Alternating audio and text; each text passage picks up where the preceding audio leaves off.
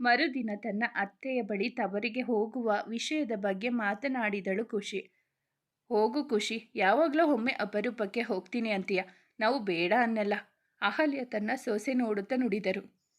ಕುಸುಮ ಜಾನಕಿಯೆಲ್ಲ ಅದೇ ಹೇಳಿದಾಗ ತನ್ನ ಅವನಿಗೆ ಕೈಯಲ್ಲಿ ಕಾಫಿ ಹಿಡಿದು ಮೇಲೆ ನಡೆದಳು. ಆಗ ತಾನೇ ಎದ್ದವನ ಮುಂದೆ ಕಾಫಿ ಹಿಡಿದು ಗುಡ್ ಮಾರ್ನಿಂಗ್ ಅನ್ನಲು ನೋಡಿ ನಸುನಕ್ಕು ಗುಡ್ ಮಾರ್ನಿಂಗ್ ಬಂಗಾರಿ ಅಂದಿದ್ದ. ಅವಳು ಕೊಟ್ಟ ಕಾಫಿ ಕುಡಿದು ರೆಡಿಯಾಗಲು ನಡೆದ. ಅವಳು ತನ್ನ ಅಡುಗೆ ಕೆಲಸ ಮುಗಿಸಿ ಅವನ ಜೊತೆ ಹೋಗಲು ರೆಡಿಯಾಗುತ್ತಿದ್ದಳು. ಆಗ ತಾನೇ ಸ್ನಾನ ಮುಗಿಸಿ ಬಂದವ ಅವಳನ್ನು ನೋಡಿ ಇಷ್ಟು ಬೇಗ ರೆಡಿ ಆಗ್ತಿದ್ಯಾ, ಎಲ್ಲಿಗೆ ಹೋಗೋಕೆ ಅಂದಾಗ, ಆಗಲೇ ಮರ್ತ್ಬಿಟ್ರಾ, ಅಮ್ಮನ ಮನೆಗೆ ಹೋಗ್ತೀನಿ ಅಂದಿದ್ದೆ ಅಲ್ವಾ? ಹ್ಞೂ ಮರೆತಿದ್ದೆ, ಸಾರಿ ಅಂದು ಯೂನಿಫಾರ್ಮ್ ತೊಟ್ಟಿದ್ದ. ನೀವು ನನ್ನ ಡ್ರಾಪ್ ಮಾಡಿಬಿಡಿ. ಡ್ರಾಪ್ ಅವಳ ಕಡೆ ನೋಡಿದ. ಇಲ್ಲ ಬಂಗಾರಿ, ನೀನು ನಿಧಾನಕ್ಕೆ ಹೋಗು, ನನಗೆ ಸ್ವಲ್ಪ ಕೆಲಸ ಇದೆ, ಅರ್ಜೆಂಟ್ ಹೋಗಬೇಕು. ಡ್ರಾಪ್ ಮಾಡೋಕ್ಕೆ ಆಗಲ್ಲ, ಲೇಟ್ ಆಗುತ್ತೆ. ಅಂತ ಅರ್ಜೆಂಟ್ ಏನು?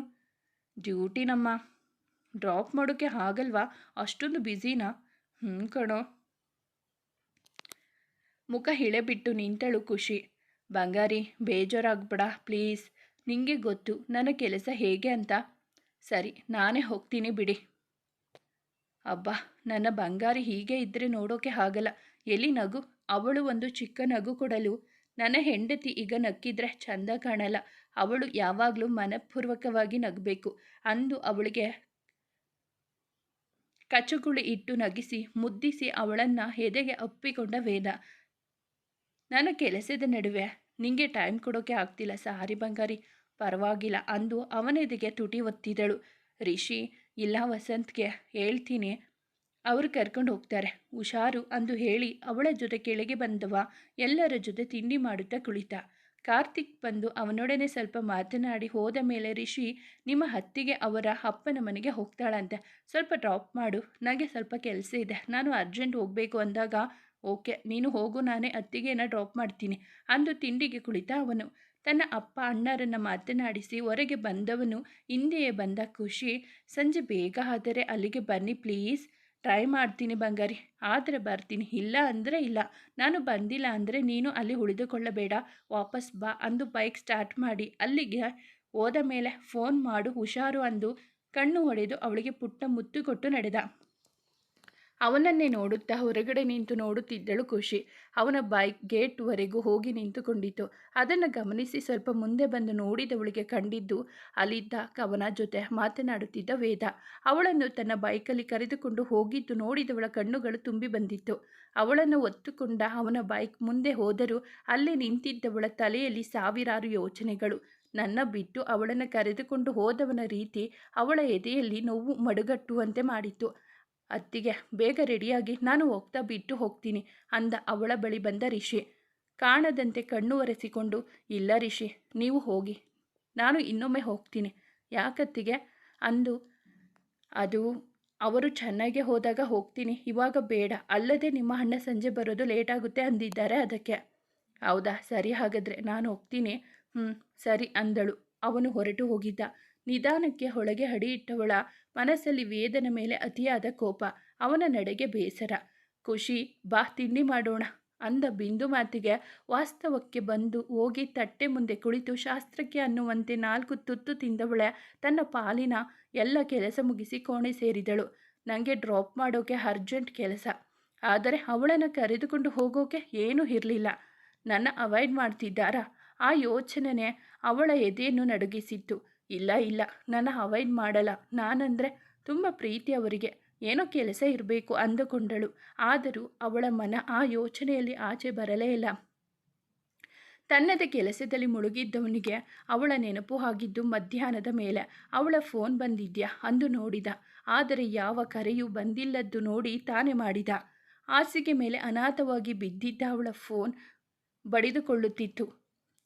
ಓದುವ ಮನಸ್ಸಿಲ್ಲದಿದ್ದರೂ ಕೈಯಲ್ಲಿ ಯಾವುದೋ ಪುಸ್ತಕ ಹಿಡಿದು ಕುಳಿತವಳು ಅವನ ಹೆಸರು ನೋಡಿ ಅದನ್ನು ಹಾಗೆ ಬಿಟ್ಟಳು. ರಿಸೀವ್ ಮಾಡಿದೆ. 2-3 ಸಲ ಬಂದು ಸುಮ್ಮನಾದ ಮೇಲೆ ಫೋನ್ ಕೈಯಲ್ಲಿ ಹಿಡಿದು ಕುಳಿತವಳೆ, ಯಾಕೋ ಒಂದೊಂದು ಸಲ ತುಂಬ ನೋವು ಮಾಡ್ತೀರಾ ಅಂದುಕೊಂಡು ಹೋಗಿ ಬಾಲ್ಕನಿ ಚೇರಲ್ಲಿ ಕುಳಿತಳು. ಅವಳಿಗೆ ಅವನ ಜೊತೆ ಮಾತನಾಡುವ ಮನಸ್ಸಿಲ್ಲ. ರಿಷಿಗೆ ಫೋನ್ ಮಾಡಿದ ವೇದ. ಅವಳು ಹೇಳಿದ್ದು ಕೇಳಿ ಮತ್ತೆ ಖುಷಿಗೆ ಫೋನ್ ಮಾಡಿದಾಗ ಆಗಲೂ ಅದನ್ನು ನೋಡದೆ ಇದ್ದವಳು ಸುಮ್ಮನೆ ಕುಳಿತಿದ್ದಳು. ಕೊನೆಗೆ ತಡೆಯಲಾರದೆ ಬಿಂದುಗೆ ಫೋನ್ ಮಾಡಿ ತನ್ನ ಒಳಗೆ ಕೊಡುವಂತೆ ಹೇಳಿದಾಗ ಬಿಂದು ಬಂದು ರೂಮ್ ಬಾಗಿಲು ತಟ್ಟಿದಳು. ವೇದ ಮಾತಾಡ್ತಾ ಇದ್ದಾನೆ, ತಗೋ. ಬಾಗಿಲು ತೆಗೆದವಳ ಕೈಗೆ ಫೋನ್ ಇಟ್ಟು ನಡೆದಳು. ಹಲೋ, ಹೇಳಿ. ಏನು ಮಾಡ್ತಿದ್ದೆ? ಅಷ್ಟು ಬಾರಿ ಕಾಲ್ ಮಾಡಿದ್ರು ಪಿಕ್ ಮಾಡೋಕ್ಕೆ ಆಗಲ್ವಾ?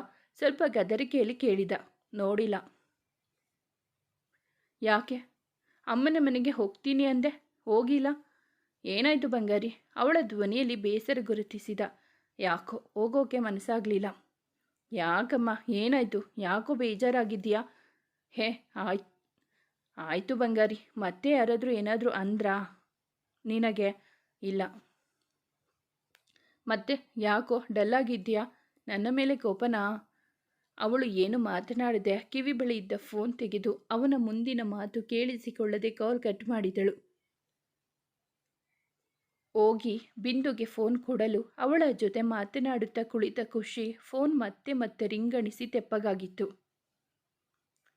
ಸಂಜೆ ಸಮಯ ಫೋನ್ ಆಫ್ ಮಾಡಿ ತನ್ನ ಅಡುಗೆ ಕೆಲಸದಲ್ಲಿ ಗಮನ ಕೊಟ್ಟಳು. ಆದರೂ ಮನಸ್ಸಲ್ಲಿ ಅವನ ಮೇಲಿನ ಬೇಸರ ಹಾಗೆ ಇತ್ತು.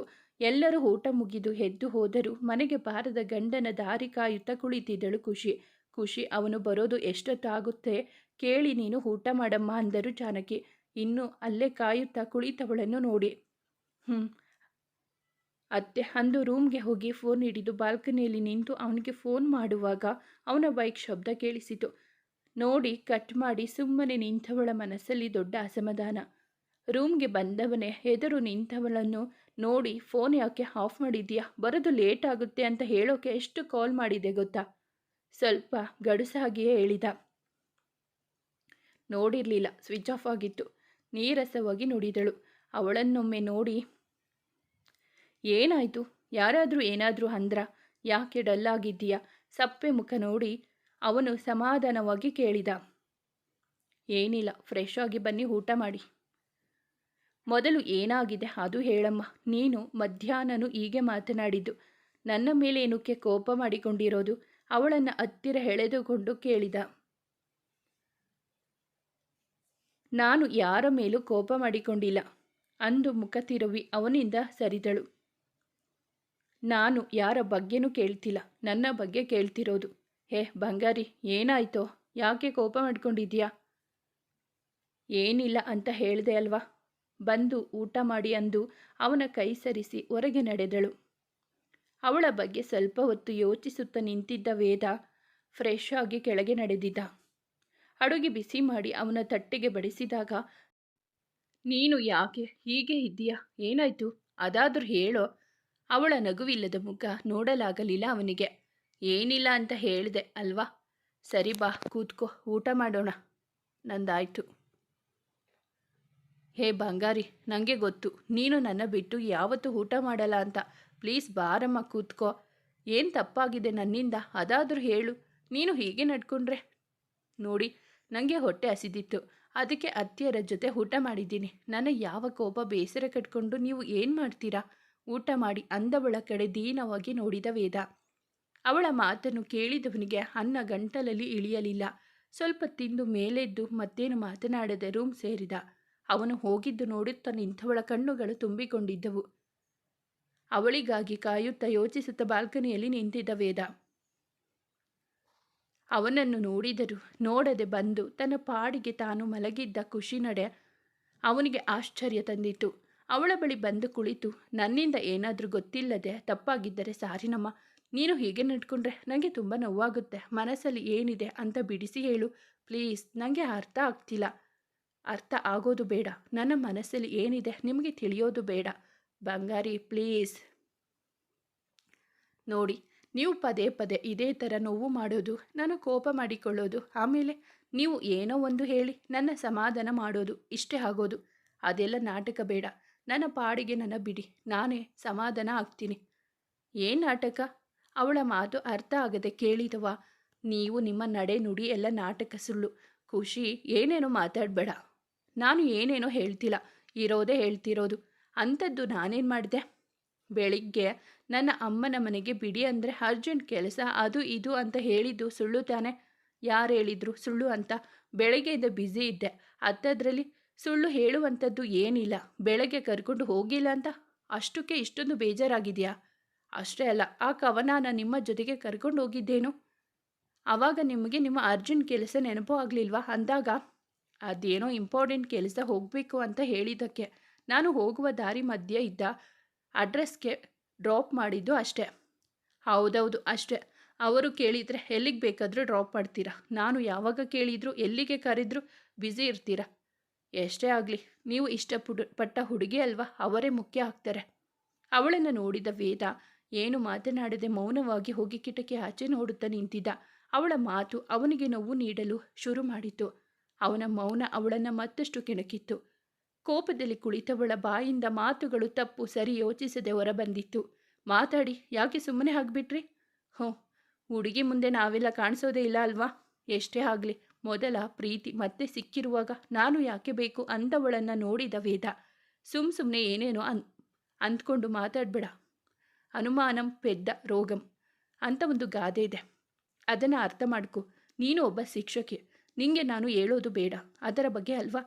ನಿನ್ನ ತಲೆಯಲ್ಲಿ ಇರುವ ಈ ಹುಡುಗಿ ಮೊದಲ ಪ್ರೀತಿ ಅನ್ನುವ ಈ ನಾನ್ಸೆನ್ಸ್ ಮಾತುಗಳನ್ನು ಮೊದಲು ಆಚೆ ಹಾಕು ಅಂದು ಗಂಭೀರವಾಗಿ ನುಡಿದು ಹಾಸಿಗೆ ಒಂದು ತುದಿಯಲ್ಲಿ ಹೋಗಿ ಮಲಗಿದ.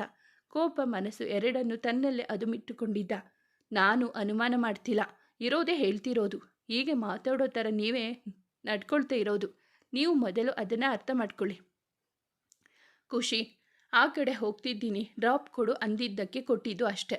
ಅದರಲ್ಲಿ ಇಷ್ಟೊಂದೆಲ್ಲ ಅನರ್ಥ ತಿಳ್ಕೊಂಡು ಮಾತಾಡಬೇಡ. ಅಲ್ಲಿಗೂ ನಿಂಗೆ ನನ್ನ ಮೇಲೆ ಕೋಪ ಇದ್ದರೆ ಏನಾದರೂ ಬೈದು ಬಿಡು, ಇಲ್ಲ ಸಮಾಧಾನ ಆಗುತ್ತೆ ಅಂದರೆ ಒಂದು ಏಟು ಹೊಡೆದು ಬಿಡು. ಆದರೆ ಈ ಥರ ಎಲ್ಲ ಮಾತಾಡಬೇಡ, ಕೇಳೋಕೆ ಹಿಂಸೆ ಆಗುತ್ತೆ ಅಂದು ಹಣೆ ಮೇಲೆ ಒಂದು ಕೈ ಇಟ್ಟು ಕಣ್ಣ ಮುಚ್ಚಿ ಅಂಗಾತ ಮಲಗಿದ ವೇದನ ಮಾತುಗಳು ಗಂಟಲಲ್ಲೇ ಕಟ್ಟಿಕೊಂಡಿತ್ತು. ಅದರ ಜೊತೆ ಹೇಳಲಾಗದ ಒಂದು ರೀತಿಯ ಸಂಕಟ ಅವನನ್ನು ಮತ್ತಷ್ಟು ನೋಯಿಸಿತ್ತು. ಯಾರಿಗೆ ಏನು ಕೇಳಿ ಏನು ಪ್ರಯೋಜನ, ನನ್ನದೇ ತಪ್ಪು ಛೆ ಅನ್ನು ತಾಸಿಗೆ ಮತ್ತೊಂದು ತುದಿಯಲ್ಲಿ ಅವನ ಕಡೆ ಬೆನ್ನು ಹಾಕಿ ಮಲಗಿದಳು. ಅವಳ ಕೋಪ ಮಾತಿನ ರೂಪ ಪಡೆದುಕೊಂಡಿತ್ತು. ಆದರೆ ಇದೇ ಕೋಪ ಮುಂದೆ ಇಬ್ಬರನ್ನು ಇನ್ನಷ್ಟು ನೋವಿನ ಕೂಪಕ್ಕೆ ತಳ್ಳುವುದು ಇಬ್ಬರಿಗೂ ತಿಳಿದಿಲ್ಲ. ಅವಳು ಮಲಗಿದ ಮೇಲೆ ನಿಧಾನಕ್ಕೆ ಕಣ್ಣು ಬಿಟ್ಟವ ಒಂದು ದೊಡ್ಡದಾದ ನಿಟ್ಟಿಸಿರು ಬಿಟ್ಟು ಅವಳ ಕಡೆ ನೋಡಿ, ನನ್ನಿಂದ ಬೇಜಾರಾಗಿದ್ದರೆ ಸಾರಿ ಬಂಗಾರಿ, ಆದರೆ ನಿನ್ನ ಮಾತು ನನಗೆ ತುಂಬ ನೋವು ಕೊಡ್ತು ಕಣೋ ಅಂದುಕೊಂಡ ಮನಸ್ಸಲ್ಲಿ. ಇಬ್ಬರು ಸದ್ದಿಲ್ಲದೆ ಮೌನವಾಗಿ ಕಣ್ಣು ಮುಚ್ಚಿ ಮಲಗಿದ್ದರು. ಎರಡು ಮನಸ್ಸಲ್ಲಿ ಮಹಾಯುದ್ಧವೇ ನಡೆಯುತ್ತಿದ್ದರು. ಮರುದಿನ ಎಂದಿನಂತೆ ಪ್ರಾರಂಭ ಆದರೂ ಈ ಜೋಡಿಗೆ ಅಂದು ಬೇರೆ ದಿನವೇ. ಎಷ್ಟೇ ಹುಸಿ ಕೋಪ ಇದ್ದರೂ ವೇದ ಒಂದು ದಿನಕ್ಕೂ ಅದು ಮುಂದುವರಿಯಲು ಬಿಡದೇ ಇದ್ದವ ಇಂದು ಅವನೇ ಮೌನ ವಹಿಸಿದ್ದ. ಬೆಳಗ್ಗೆ ಎದ್ದು ಅವಳೆಡೆ ನೋಡಿದ. ಖುಷಿ ಇರಲಿಲ್ಲ. ಅವನಿಗೆ ದಿನನಿತ್ಯದ ಹಾಗೆ ಯಾವುದರಲ್ಲೂ ಆಸಕ್ತಿ ಇಲ್ಲ. ತನ್ನ ವ್ಯಾಯಾಮ ಯೋಗ ಎಲ್ಲ ಹೊಲ್ಲದ ಮನಸ್ಸಲ್ಲೇ ಸ್ವಲ್ಪ ಮಾಡಿ ಸ್ನಾನ ಮುಗಿಸಿ ಬಂದರೂ ಅವಳ ಸುದ್ದಿ ಇಲ್ಲ. ತನ್ನ ಪಾಡಿಗೆ ತಾನು ರೆಡಿ ಆಗುತ್ತಾ ಇದ್ದಾಗ ಬಾಗಿಲು ತೆಗೆದ ಶಬ್ದಕ್ಕೆ ತಿರುಗಿ ನೋಡಿದ. ಅಣ್ಣ, ಕಾಫಿ ಅನ್ನುತ್ತಾ ಬಂದಿದ್ದಳು ವಂದನ. ಕಾಲೇಜ್ಗೆ ಹೋಗಿಲ್ವ ನೀನು ಇನ್ನೂ? ಇವಾಗ ಹೋಗ್ತೀನಿ. ನೀನು ಇವತ್ತೇನು ಬೇಗ ರೆಡಿ ಆಗ್ತಿದ್ದೀಯಾ? ಸ್ವಲ್ಪ ಕೆಲಸ ಇದೆ. ನಿಮ್ಮ ಅತ್ತಿಗೆ ಏನು ಮಾಡ್ತಿದ್ದಾಳೆ ಅಂದವ ಕಪ್ ಅಲ್ಲೇ ಟೇಬಲ್ ಮೇಲಿಟ್ಟ. ಟಿಫನ್ ರೆಡಿ ಮಾಡ್ತಿದ್ರು, ಅದಕ್ಕೆ ನನಗೆ ಕೊಡೋಕೆ ಹೇಳಿದರು. ನಾನು ಹೋಗ್ತೀನಿ, ಟೈಮ್ ಆಯಿತು ಅಂದು ಹೊರ ನಡೆದಳು ಅವಳು. ಒಂದೇ ಒಂದು ಗುಟುಕು ಕುಡಿದು ಟೇಸ್ಟ್ ನೋಡಿ ವಾಪಸ್ ಆಗಿ ಬಿಟ್ಟು ರೆಡಿಯಾದವ ಅವನಿನ್ನೇನು ರೂಮಿಂದ ಆಚೆ ಬರಬೇಕು ಅನ್ನುವಾಗ ಒಳಗೆ ಬಂದಳು ಖುಷಿ. ಕೈಯಲ್ಲಿ ಬಟ್ಟೆ ಹಿಡಿದು ಆಗಲೇ ರೆಡಿಯಾಗಿ ನಿಂತಿದ್ದವನನ್ನು ನೋಡುತ್ತಿರಲು ಗುಡ್ ಮಾರ್ನಿಂಗ್ ಅಂದವ. ಅವಳೇನು ಮಾತನಾಡದೆ ಹೇಳದೆ ನಿಂತಿದ್ದವನ ನೋಡಿ ಮತ್ತೆ ಮಾತನಾಡದೆ ಸರಿದು ಕೆಳಗೆ ಹೋಗಿದ್ದ. ತಪ್ಪು ಮಾಡಿದ್ರು ಎಷ್ಟು ಕೊಬ್ಬು ಅಂದುಕೊಂಡು ಬಟ್ಟೆ ಎತ್ತಿಟ್ಟು ಅವನು ಹಾಗೆ ಬಿಟ್ಟಿದ್ದ ಕಾಫಿ ಕಪ್ ಹಿಡಿದು ಕೆಳಗೆ ಬಂದಳು. ಅಲ್ಲಿ ಎಲ್ಲಿಯೂ ಅವನು ಕಾಣದೇ ಇದ್ದಾಗ ಅಲ್ಲಿದ್ದ ವಸತ್ ಬಳಿ ನಿಮ್ಮ ಅಣ್ಣ ಅಂದಳು ನಿಧಾನಕ್ಕೆ. ಅವನು ತಿಂಡಿ ಬೇಡ ಅಂತ ಹೇಳಿ ಆಗಲೇ ಹೋದ ಅತ್ತಿಗೆ ಅಂದಾಗ ಸುಮ್ಮನೆ ತಲೆ ಆಡಿಸಿದ್ದಳು. ಅವನ ಜೊತೆ ಮಾತನಾಡದೆ ಅವಳ ಮನಸ್ಸಿಗೆ ಸಮಾಧಾನ ಇಲ್ಲ. ಅವನ ಮೇಲೆ ಕೋಪ ಇದ್ದರೂ ದೂರ ಇರಲಾಗದೆ ಒದ್ದಾಡುತ್ತಿದ್ದಳು ಖುಷಿ. ಅವನದ್ದು ಅದೇ ಕತೆ. ಅವಳಿಂದ ಕೊಂಚ ದೂರವೂ ಇರದವ ಮೌನವಾಗಿ ಮಾತನಾಡದೆ ಬಂದಿದ್ದ. ಅವಳ ಮಾತಿಂದ ನೊಂದು ಕೆಲಸ ಮಾಡಲು ಆಗದೆ ಬಿಡಲು ಆಗದೆ ಅರ್ಧ ಮನಸ್ಸಲ್ಲಿ ಬೆಳಗ್ಗೆಯಿಂದ ಕಾಲ ತಳ್ಳಿದ್ದ. ಕಮಿಷನರ್ ಆಫೀಸ್ನಿಂದ ಆಚೆ ಬಂದ ಇಬ್ಬರು ಹೋಗಿದ್ದು ಕಾಫಿ ಡೇಗೆ. ಏನು ಅದು ಸರ್ ನಿನ್ನ ಹತ್ರ ಪರ್ಸನಲ್ ಆಗಿ ಮಾತನಾಡಿದ್ದು? ಅದೇನಿಲ್ಲ ಕಣೋ, ಏನೋ ಒಂದು ಕೇಸ್ ಮೇಲೆ ಹೊರಗೆ ಕಳಿಸ್ತಿದ್ದಾರೆ ಅಂದಿದ್ದೆ ಅಲ್ವಾ, ಅದರ ಬಗ್ಗೆ ಮಾತನಾಡಿದ್ರು ಅಷ್ಟೆ. ಇವಾಗ ನಿನ್ನ ಎಲ್ಲಿಗೆ ಕಳಿಸ್ತಿರೋದು? ಎಷ್ಟು ದಿನ ಆಗುತ್ತೆ ವಾಪಸ್ ಬರೋಕೆ? ವಾಪಸ್ ಬರೋದು ಗೊತ್ತಿಲ್ಲ, ನಾನು ಹೋಗ್ತಿರೋದು ಪುಣೆಗೆ. ಆದರೆ ಮನೆಯಲ್ಲಿ ಹೇಳಿರೋದು ಚೆನ್ನೈ ಅಂತ. ಸೊ ನೀನು ಯಾರಿಗೂ ಹೇಳಬೇಡ. ಏನು ಪುಣೆಗ? ಅಲ್ಲಿ ನಿಂಗೇನು ಕೆಲಸ? ಮುಂದೆ ಯಾವಾಗಲಾದರೂ ಹೇಳ್ತೀನಿ, ಇವಾಗ ಏನೂ ಕೇಳಬೇಡ, ಯಾರಿಗೂ ಏನೂ ಹೇಳಬೇಡ ಅಂದು ಫೋನ್ ಹಿಡಿದು ಸಪ್ಪಗೆ ಕುಳಿತಿದ್ದ. ಅವಳ ಕರೆ ಬರಬಹುದು ಎಂದು ಕಾದಿದ್ದವನಿಗೆ ಸಿಕ್ಕಿದ್ದು ನಿರಾಸೆ. ಸರಿ, ನೀನು ಯಾಕೆ ಬೆಳಗ್ಗೆಯಿಂದ ಒಂಥರ ಇದೆಯಾ, ಹುಷಾರಿಲ್ವಾ? ಹಾಗೇನಿಲ್ಲ. ಮುಚ್ಕೊಂಡು ಹೇಳಪ್ಪ. ಮನೆಯಲ್ಲಿ ಹೀಗೆ ಚಿಕ್ಕದಾಗಿ ಮಾತಾಯಿತು. ಯಾರಂದಿದ್ದು? ನಿನ್ನ ತಂಗಿ. ನೀನೇನು ಮಾಡಿದೆ? ಅವನನ್ನು ನೋಡಿ ಎಲ್ಲವನ್ನೂ ವಿವರಿಸಿದ ವೇದ. ಇನ್ನೂ ಆಗಬೇಕು ಮಗನೇ. ನಾನು ತುಂಬ ಸಲ ಹೇಳಿದ್ದೀನಿ, ಏನೋ ಎಲ್ಪ್ ಬೇಕು ಅಂತ ಹೇಳಿ ಹಿಂದೆ ಸುತ್ತುತ್ತಿದ್ದಾಳೆ. ಸ್ವಲ್ಪ ದೂರ ಇಡು, ನಿಂಗೆ ಮುಂದೆ ತೊಂದರೆ ಆಗುತ್ತೆ ಅಂದರೆ ಕಿವಿಗೆ ಹಾಕ್ಕೊಳ್ಳಲ್ಲ. ಇವಾಗ ನೋಡು, ಅನುಭವಿಸು. ನಾನೇನು ಬೇಕು ಅಂತ ಮಾಡಿಲ್ಲ ಸಂಜು. ಅವಳು ಏನು ಬೇಕು ಅಂತ ಅಂದಿಲ್ಲ. ನಿನ್ನ ಮೇಲಿನ ಕೋಪಕ್ಕೆ ಮಾತನಾಡಿರುವುದು ಅಷ್ಟೆ. ಆ್ಯಕ್ಚುಲಿ ನೋಡಿದರೆ ನಿಂದೆ ತಪ್ಪಿರೋದು. ಇವಾಗ ಹೇಗಿದ್ರೂ ಇಂಪಾರ್ಟೆಂಟ್ ಕೆಲಸ ಏನಿಲ್ಲ. ಏನಾದರೂ ಇದ್ದರೆ ನಾನು ನೋಡ್ಕೊಳ್ತೀನಿ. ನೀನು ಹೋಗಿ ನನ್ನ ತಂಗಿನ ಮೊದಲು ಸಮಾಧಾನ ಮಾಡಪ್ಪ. ಹೋಗ್ತೀನಿ ಬಿಡು. ಆಮೇಲೆ ಅವಳು ಮುನಿಸಿಕೊಂಡು ದೂರ ಇದ್ದರೆ ನೋಡೋಕೆ ಆಗಲ್ಲ, ಹಿಂಸೆ ಆಗುತ್ತೋ? ಲೋ ವೇದ, ಅವರ ದೂರ ಇರ್ತಾರೆ ಅಂತ ನೀನು ಹಾಗೆ ಇರೋದಲ್ಲ. ಹೋಗಿ ಸ್ವಲ್ಪ ಪೂಸಿ ಹೊಡೆದು ಸಮಾಧಾನ ಮಾಡಿ ಮಾತಾಡು. ಇಲ್ಲ ಇದೇ ದೊಡ್ಡದಾಗುತ್ತೆ ನೋಡು. ಅವನ ಮಾತು ಯೋಚಿಸಿದ ವೇದ ಅಲ್ಲಿಂದ ಮನೆಗೆ ನಡೆದಿದ್ದ. ಏನಾಯಿತು ನಿಮ್ಮಿಬ್ಬರ ಮಧ್ಯಾಹ್ನ ಅಡುಗೆ ಮನೆಯಲ್ಲಿ ಇಬ್ಬರೇ ಇದ್ದಾಗ ಮಾತು ತೆಗೆದಳು ಬಿಂದು. ಯಾರಿಗೆ ಏನಾಯಿತು? ಇನ್ಯಾರಿಗೆ? ನಿಂಗೆ, ನಿನ್ನ ಗಂಡನಿಗೆ. ನಮಗೇನಾಗಿದೆ? ಖುಷಿ, ನನಗೆ ಗೊತ್ತಾಗಲ್ಲ ಅಂದ್ಕೊಬೇಡ. ಅವನು ನಿನ್ನೆ ಮಧ್ಯಾಹ್ನ ನನಗೆ ಫೋನ್ ಮಾಡಿದಾಗಲೇ ಗೊತ್ತಾಯಿತು ಇಬ್ಬರ ನಡುವೆ ಏನೋ ಆಗಿದೆ ಅಂತ. ಅದೆಲ್ಲ ಏನಿಲ್ಲ ಅಕ್ಕ. ಹೇಳ್ದಿದ್ರೆ ಬೇಡ, ಆದರೆ ಒಂದು ಹೇಳ್ತೀನಿ. ಗಂಡ ಹೆಂಡತಿ ನಡುವೆ ಯಾವ ಚಿಕ್ಕ ಬೇರೆಯವರ ವಿಷಯಕ್ಕೆ ಮನಸ್ತಾಪ ಬರಬಾರ್ದು. ಅವನು ಯಾರ ಮುಂದೆಯೂ ಸೋತವನಲ್ಲ. ಅಲ್ಲದೆ ತನ್ನವರನ್ನು ಇಷ್ಟು ಸುಲಭಕ್ಕೂ ಬಿಟ್ಟು ಕೊಡಲ್ಲ. ಅವನು ಕೋಪದಲ್ಲಿ ಏನಾದರೂ ಅಂದಿದ್ರೆ ಅದನ್ನು ಮನಸ್ಸಿನಲ್ಲಿ ಇಟ್ಕೊಬೇಡ. ಅವನು ನಿನ್ನ ತುಂಬ ಪ್ರೀತಿ ಮಾಡ್ತಾನೆ. ಅದು ಅವನ ನಡ್ಕೊಳ್ಳೋದರಲ್ಲೇ ಗೊತ್ತಾಗುತ್ತೆ. ನಿಂಗೆ ಅದರ ಬಗ್ಗೆ ನಾನು ಏನು ಹೇಳೋದಿಲ್ಲ. ಆದಷ್ಟು ಬೇಗ ಮಾತಾಡಿ ಸರಿ ಮಾಡ್ಕೊಳ್ಳಿ. ಗಾದೆ ಕೇಳಿಲ್ವಾ? ಗಂಡ ಹೆಂಡತಿ ಜಗಳ ಉಂಡು ಮಲಗೋವರೆಗೆ ಅಷ್ಟೇ ನಕ್ಕು ಹೇಳಿದಳು. ಸರಿ ಅಕ್ಕ ಅಂದವಳು ಮನಸ್ಸಲ್ಲೇ ಬಿಂದು ಮಾತಿಗೆ ಯೋಚನೆಗೆ ಬಿದ್ದಳು. ಅವನ ಮೇಲಿನ ಕೋಪ ಮರೆತು ಅವನ ಪ್ರೀತಿ ನೆನೆದವಳ ಮನಸ್ಸಲ್ಲಿ ಸಣ್ಣ ಸಮಾಧಾನ. ಸಂಜೆ ಕೈಯಲ್ಲಿ ಫೋನ್ ಹಿಡಿದು ಕುಳಿತವಳಿಗೆ ಅವನಿಂದ ಒಂದು ಕಾಲ್ ಕೂಡ ಬಂದಿಲ್ಲ ಎಂಬುದೇ ತಲೆಯನ್ನು ಕೆಡಿಸುತ್ತಿತ್ತು. ಒಬ್ಬೊಬ್ಬರೇ ಮನೆಗೆ ಬರುವಾಗ ತಾನು ಸ್ವಲ್ಪ ಬೇಗ ಬಂದ ವೇದ ರೂಮ್ನಲ್ಲಿ ಅವನ ನೆನಪಲ್ಲೇ ಕುಳಿತಿದ್ದವಳು ತನ್ನ ಎದುರು ನಿಂತವನನ್ನು ನೋಡಿ ಹೊರಗೆ ಹೋಗಲು ನೋಡಿದಾಗ ಅವಳ ಕೈ ಹಿಡಿದು ತಡೆದ ವೇದ. ಇನ್ನು ಕೋಪನಾ? ಸಾರಿ, ನನ್ನ ಮೇಲೆ ಕೋಪ ಇದ್ದರೆ ಬೈದು ಸಮಾಧಾನ ಮಾಡ್ಕೊ. ಅದೆಲ್ಲ ಏನಿಲ್ಲ, ಕೈ ಬಿಡಿ. ಅವನಿಂದ ಬಿಡಿಸಿಕೊಳ್ಳುವ ವ್ಯರ್ಥ ಪ್ರಯತ್ನ. ಹೇ, ನನ್ನ ಜೊತೆ ಮಾತಾಡಲ್ವಾ? ಅವಳೇನು ಹೇಳದಿದ್ದಾಗ ಅವನೇ ಮುಂದುವರಿದ. ಸಾರಿ ನಮ್ಮ, ನಿನ್ನೆಯಿಂದ ಅದೆಷ್ಟು ಸಾರಿ ಕೇಳ್ತಿದ್ದೀನಿ. ಆದರೂ ಇಷ್ಟು ಕೋಪನಾ? ಕೋಪ ಅಲ್ಲ, ಬೇಜಾರು. ನನಗೆ ನೀವು ನಿನ್ನೆ ನಡೆದುಕೊಂಡಿದ್ದು ಎಷ್ಟು ಬೇಜಾರಾಯಿತು ಗೊತ್ತಾ? ಯಾವಾಗಲೂ ಹೀಗೆ ಮಾಡ್ತೀರಾ. ಅದಕ್ಕೆ ನನ್ನ ಪಾಡಿಗೆ ನಾನು ಇರ್ತೀನಿ. ನೀವು ಏನು ಮಾಡಿದ್ರೂ ನಾನು ಏನು ಕೇಳೋದಿಲ್ಲ. ನಿಮ್ಮ ಇಷ್ಟದಂತೆ ಇದ್ದು ಬಿಡಿ. ಇನ್ನೂ ಮಾತನಾಡುತ್ತಾ ಇದ್ದವಳನ್ನು ಬಲವಾಗಿ ಅಪ್ಪಿಕೊಂಡಿದ್ದ. ಅವಳು ಬಿಡಿ ಅನ್ನುತ್ತಾ ಕೊಸರಾಟ ಮಾಡಿದರು. ಸಾರಿ ಬಂಗಾರಿ, ನನ್ನ ಮೇಲೆ ಏನೇ ಕೋಪ ಇದ್ದರೂ ಕೆನ್ನೆಗೆ ಏಟು ಕೊಟ್ಟಾದರೂ ತೀರಿಸ್ಕೊ. ಹೀಗೆ ಇರಬೇಡ, ತುಂಬ ಹಿಂಸೆ ಆಗುತ್ತೆ. ನಾನು ಬೇಕು ಅಂತ ತಪ್ಪು ಮಾಡಿಲ್ಲಮ್ಮ, ಸಾರಿ ಕಣೋ ಅಂದು ಅವಳ ಕೊರಳಿಗೆ ಮುತ್ತಿಟ್ಟಿದ್ದ. ಅವಳು ಬಿಡಿ ಅಂದರು. ಅವನು ಇನ್ನಷ್ಟು ಬಿಗಿಯಾಗಿ ಬಂಧಿಸಿದಾಗ ಸ್ವಲ್ಪ ಹೊತ್ತು ಸುಮ್ಮನೆ ಇದ್ದವಳ 2 ಕೈಗಳು ನಿಧಾನಕ್ಕೆ ಅವನ ಬೆನ್ನಿನ ಮೇಲೆ ಬೆಸೆದುಕೊಂಡಿದ್ದವು. ನಾನು ನಿನ್ನ ಬೇಕು ಅಂತ ಬಿಟ್ಟು ಹೋಗಿಲ್ಲ, ತುಂಬ ಕೆಲಸ ಇತ್ತು ಕಣೋ. ಡ್ರಾಪ್ ಬೇಕು ಅಂದಾಗ ಇಲ್ಲ ಅನ್ನೋಕೆ ಆಗಲಿಲ್ಲ ಅಷ್ಟೆ. ಏನೇನೋ ಮಾತಾಡಬೇಡ ಪ್ಲೀಸ್, ಹಿಂಸೆ ಆಗುತ್ತೆ ಕೇಳೋಕೆ. ನಾನು ಅವಳು ಯಾವತ್ತು ನನ್ನಿಂದ ದೂರ ಹೋಗಿದ್ಲೋ ಅವತ್ತೇ ಹೃದಯದಿಂದ ತೆಗೆದಾಕಿದ್ದೀನಿ. ಆದರೆ ಅತ್ತೆ ಮಗಳು ನನ್ನ ಫ್ರೆಂಡ್ ಅಂತ ಅಷ್ಟೇ ಮಾತಾಡ್ತಾ ಇರೋದು. ಸಾರಿ, ನಾನು ಸ್ವಲ್ಪ ಅತಿಯಾಗಿ ಮಾತಾಡಿದೆ ಅನ್ನುತ್ತಾ ಅವನನ್ನು ಇನ್ನಷ್ಟು ಬಿಗಿದಪ್ಪಿದಾಗ ಇಬ್ಬರ ಮನಸ್ಸುಗಳು ತಹಬದಿಗೆ ಬಂದಿತ್ತು. ನಿಜ ಹೇಳ್ತಿದ್ದೀನಿ ಬಂಗಾರಿ, ನಿನ್ನ ಬಿಟ್ಟು ನನ್ನ ಮನಸ್ಸಲ್ಲಿ ಬೇರೆ ಯಾರಿಲ್ಲ. ಕೋಪ ಬೇಜಾರು ಏನೇ ಇದ್ರೂ ಅದನ್ನು ನನ್ನ ಮೇಲೆ ತೋರಿಸು, ನನ್ನ ಪ್ರೀತಿ ಮೇಲೆ ಅಲ್ಲ. ಸಾರಿ ಅಂದವಳ ಮುಖವನ್ನು ಬೊಗಸೆಯಲ್ಲಿ ಹಿಡಿದು ಹಣೆಗೆ ಮುತ್ತಿ ಕೊಟ್ಟಾಗ ಅವಳು ಒಂದಿಷ್ಟು ಸಮಾಧಾನ ಆದಳು. ಸ್ವಲ್ಪ ಮಾತಾಡಿ ಅವನಿಗೆ ಕಾಫಿ ತರಲು ಅವಳು ಕೆಳಗೆ ನಡೆಯುವಾಗ ಯೋಚನೆಗೆ ಬಿದ್ದ ವೇದ. ಇವಾಗಲೇ ಇಷ್ಟಕ್ಕೆ ಹೀಗೆ, ಮುಂದೆ ನಾನು ಪುಣೆಗೆ ಹೋಗಿದ್ದು ಗೊತ್ತಾದರೆ ಇವಳನ್ನು ಹೇಗೆ ಸಮಾಧಾನ ಮಾಡೋದು? ಭವಿಷ್ಯ ಒಡೆದಾಟ ಮಾಡ್ತಾಳೇನೋ ಅಥವಾ ದೊಡ್ಡದಾಗಿ ಜಗಳ ಮಾಡ್ತಾಳೋ? ಸಣ್ಣದಾಗಿ ನಕ್ಕು ಹೇಳಿಕೊಂಡ. ಮೊದಲು ಕವನ ವಿಷಯ ಮುಗಿಸಿ ಅವಳಿಂದ ದೂರ ಇರಬೇಕು. ಇಲ್ಲ, ಈ ನನ್ನ ಮುದ್ದು ಬಂಗಾರಿ ನನ್ನ ಮೇಲೆ ಕೋಪ ಮಾಡ್ಕೊಳ್ಳೋದು ಗ್ಯಾರಂಟಿ. ಮನಸ್ಸಲ್ಲಿ ಅಂದುಕೊಂಡ ಮುಂದಿದ್ದು ಅರಿತವನಂತೆ. ಅಂದು ಭಾನುವಾರ. ಮನೆಯಲ್ಲಿ ಎಲ್ಲ ಗಂಡಸರು ಇಂದಿನ ದಿನದ ರಾತ್ರಿಯೇ ಮಾತಾಡಿ ನಾಳೆ ನಮ್ಮದೇ ಅಡುಗೆ ಅಂತ ಪ್ಲಾನ್ ಮಾಡಿದರು. ಅದರಂತೆ ಮರುದಿನ ಬೆಳಗ್ಗೆ ತಿಂಡಿ ತಿಂದವರೇ ಮನೆಯ ಅಷ್ಟು ಹೆಣ್ಣು ಮಕ್ಕಳನ್ನು ಅಡುಗೆ ಮನೆಯಿಂದ ಆಚೆ ಕಳಿಸಿದರು. ಏನು ಮಾಡ್ತಿದ್ದೀರಾ? ಖುಷಿ ತನ್ನ 2 ಭುಜಗಳನ್ನು ಹಿಡಿದು ಹೊರಗೆ ಕರೆದುಕೊಂಡು ಬಂದ ಗಂಡನಿಗೆ ಕೇಳಿದಳು. ನಾವೆಲ್ಲ ಹೇಳಿದ್ರು ಇನ್ನು ಅಲ್ಲೇ ಇದ್ದರೆ.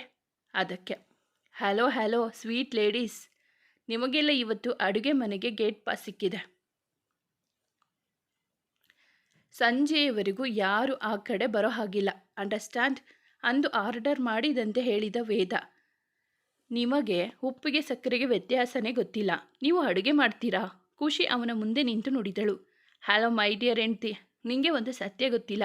ಈ ನಿನ್ನ ಹ್ಯಾಂಡ್ಸಮ್ ಹಸ್ಬೆಂಡ್ಗೆ ಅಡುಗೆ ಮಾಡೋಕ್ಕೆ ಬರುತ್ತೆ, ಅದು ಸೂಪರಾಗಿ ಗೊತ್ತಾ? ಓ ಹೌದಾ, ನನಗೆ ಗೊತ್ತೇ ಇರಲಿಲ್ಲ. ತಮಾಷೆ ಅಂದುಕೊಂಡು ನಕ್ಕು ಕೇಳಿದಳು. ಹೌದು ಬಂಗಾರಿ, ಹೇಳು ನಿಂಗೆ ಏನು ಬೇಕು ಅಂತ, ಅದೇ ಮಾಡಿಕೊಡ್ತೀನಿ. ಏನಾದರೂ ಸ್ವೀಟ್? ಓಕೆ ಡನ್ ಅಂದಾಗ ಅವನ ಮಾತು ನಂಬದೆ ತಲೆ ಆಡಿಸುತ್ತಾ ನಗುತ್ತಾ ಇದ್ದವಳಿಗೆ, ಅತ್ತಿಗೆ ನಿಮ್ಮ ಗಂಡ ಅಡುಗೆ ಸೂಪರಾಗಿ ಮಾಡ್ತಾನೆ ಅಂದ ಶಶಾಂಕ್. ಹೌದು ಖುಷಿ, ಅವನೊಂಥರ ಮಲ್ಟಿ ಟ್ಯಾಲೆಂಟ್. ಬಿಂದು ಮೈದುನ ಪರವಾಗಿ ನುಡಿದಳು. ಹೂ ನೋಡಿದ್ಯಾ ಅಂದು ಕಣ್ಣು ಹೊಡೆದು ಅವಳನ್ನು ಅಲ್ಲಿ ಕೂರಿಸಿ ಒಳಗೆ ನಡೆದ. ವೇದ, ಅವನ ಅಪ್ಪ, ದೊಡ್ಡಪ್ಪ, ಅಣ್ಣ ತಮ್ಮಂದಿರು ಎಲ್ಲ ಅಡುಗೆ ಮನೆಯಲ್ಲಿ ಜಮಾಯಿಸಿದ್ದರು. ಪಾತ್ರೆ ಬೀಳುವ ಶಬ್ದ, ಶಶಾಂಕ್ ರಿಷಿ ಗಲಾಟೆ, ವೇದನ ಗದರಿಕೆ, ಅಪ್ಪಂದಿರ ಹಾಡು, ಹಳೆ ಕತೆ, ಇದೆಲ್ಲದರ ನಡುವೆ ಡೈನಿಂಗ್ ಟೇಬಲಲ್ಲಿದ್ದ ನಾರಿಮಣಿಯರಿಗೆ ಬಿಸಿ ಬಿಸಿ ಬಜ್ಜಿ ಪಾರ್ಸೆಲ್ ಬಂದಿತ್ತು. ಅವರೆಲ್ಲ ತಿಂದು ಮಾತನಾಡುತ್ತಾ ಕುಳಿತಾಗ ಸದ್ದಿಲ್ಲದಂತೆ ಅಡುಗೆ ಮನೆ ಬಾಗಿಲಿಗೆ ಹೋಗಿ ನಿಂತ ಖುಷಿ ಕಣ್ಣು ತನ್ನವನ ಮೇಲೆ ಹೋಗಿತ್ತು. ತರಕಾರಿಗಳನ್ನು ಚಕಚಕನೆ ಕಟ್ ಮಾಡುತ್ತಾ ಇದ್ದವನ ರೀತಿ ನೋಡಿ ಸ್ಪೀಡ್ ವರ್ಕ್ ಅಂದುಕೊಂಡಳು. ನೋಡಿದ್ದು ಸಾಕಮ್ಮ, ಹೋಗು ಕೂತ್ಕೋ ಅಂದವ ತರಕಾರಿ ಕಟ್ ಮಾಡುತ್ತಲೇ. ಅವನನ್ನು ಬಿಟ್ಟು ಮಿಕ್ಕವರೆಲ್ಲ ಖುಷಿ ಕಡೆ ನೋಡಲು ಅವಳು ಅಲ್ಲಿಂದ ಕಾಲ್ಕಿತ್ತಳು. ಅವರೆಲ್ಲರ ನಡುವೆ ಎಂಗಳೆಯರ ನಗು ಮಾತು ಜೋರಾಗಿತ್ತು. ಅತ್ತಿಗೆ, ಮೊದಲೆಲ್ಲ ಹೀಗೆ ಒಮ್ಮೊಮ್ಮೆ ಎಲ್ಲ ಸೇರಿಕೊಂಡು ಅಡುಗೆ ಮನೇನ ಅವರ ಕೈಗೆ ತಗೊಂಡು ವೆರೈಟಿ ಅಡುಗೆ ಮಾಡೋರು ಗೊತ್ತಾ? ಹೌದಾ? ಮೊದಲು ಹೀಗೆ ತುಂಬ ಖುಷಿಯಾಗಿ ಅಡುಗೆ ಮಾಡೋದು, ಎಲ್ಲ ಸೇರಿ ಆಟ ಆಡೋದು ನಡೀತಿತ್ತು. ಆದರೆ ಇವಾಗ ಇತ್ತೀಚೆಗೆ ಎಲ್ಲ ಬ್ಯುಸಿಯಾಗಿ ಸರಿಯಾಗಿ ಮನೆಯಲ್ಲಿ ಇರೋದೇ ಇಲ್ಲ. ಅವರ ಮಾತಿನ ನಡುವೆ ಒಳಗೆ ಅಡುಗೆ ರೆಡಿಯಾಗಿತ್ತು. ತಮ್ಮ ತಮ್ಮ ಜೋಡಿಯನ್ನು ಕರೆದುಕೊಂಡು ಬಂದು ಕೂರಿಸಿ ಅವರೇ ತಟ್ಟೆಗೆ ಬಡಿಸಿದ್ದರು ಎಲ್ಲ. ಗಂಡಸರ ಕೈ ಅಡುಗೆ ಹೇಗೋ ಏನೋ ಅಂತ ಸ್ವಲ್ಪ ಅಂಜುತ್ತಲೇ ಮೊದಲು ಒಂದು ತುತ್ತು ತಿಂದ ಖುಷಿ ಕಣ್ಣರಳಿಸಿ ಪಕ್ಕದಲ್ಲಿ ಇದ್ದವನ ಕಡೆ ನೋಡಲು ಹೇಗಿದೆ ಅಂದ ಅವಳೆಡೆ ಬಾಗಿ.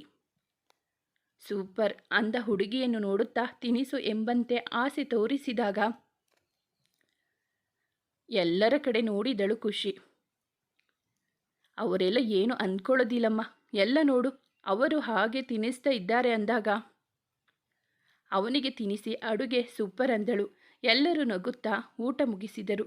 ಹುಡುಗರೆಲ್ಲ ಅವರ ಅಪ್ಪ ಅಮ್ಮಂದಿರನ್ನು ಕಾಡಿಸುತ್ತಾ ತಮಾಷೆ ಮಾಡುತ್ತಾ ಇದ್ದರೆ ಹುಡುಗಿಯರು ಅವರಿಗೆ ಸಾಥ್ ಕೊಡುತ್ತಿದ್ದರು. ತುಂಬು ಕುಟುಂಬದಲ್ಲಿ ಯಾವಾಗಲೂ ಹಾಗೆಯೇ ನಗು ತಮಾಷೆ ಮನಸ್ತಾಪ ಎಷ್ಟೇ ಬಂದರೂ ಎಲ್ಲ ಅಲ್ಲೇ ಮುಕ್ತಾಯ ಆಗ್ತಿತ್ತು. ಅಂದು ದಿನ ಪೂರ್ತಿ ತನ್ನವಳ ನಗುವಿನಲ್ಲಿ ಜೊತೆಯಾಗಿದ್ದ ವೇದ. ಅವಳನ್ನು ಕ್ಷಣ ಬಿಟ್ಟಿರಲು ಒದ್ದಾಡುವ ಹುಡುಗನಿಗೆ ಅವಳ ಪುಟ್ಟ ಪ್ರಪಂಚ. ಆದರೆ ಅದು ಅವಳಿಗೆ ತಿಳಿಯಲು ಸ್ವಲ್ಪ ಸಮಯ ಬೇಕಾಗಿತ್ತು. ಸ್ನೇಹಿತರೆ, ಮುಂದುವರಿಯುವುದು. ಈ ಕತೆ ನಿಮಗೆ ಇಷ್ಟವಾಗಿದ್ದರೆ ದಯವಿಟ್ಟು ಒಂದು ಲೈಕ್ ಮಾಡಿ, ನಮ್ಮ ಚಾನಲನ್ನು ಸಬ್ಸ್ಕ್ರೈಬ್ ಆಗಿ, ಪಕ್ಕದಲ್ಲಿರುವ ಬೆಲ್ ಬಟನ್ ಕ್ಲಿಕ್ ಮಾಡಿ, ನಿಮ್ಮ ಫ್ರೆಂಡ್ಸ್ ಆ್ಯಂಡ್ ಫ್ಯಾಮಿಲಿಗೆ ಈ ಕಥೆಯನ್ನು ಶೇರ್ ಮಾಡಿ. ನಿಮ್ಮ ಅನಿಸಿಕೆ ಅಭಿಪ್ರಾಯವನ್ನು ಕಾಮೆಂಟಲ್ಲಿ ತಿಳಿಸಿ. ಕಥೆಯನ್ನು ಕೇಳಿದ್ದಕ್ಕಾಗಿ ಧನ್ಯವಾದಗಳು.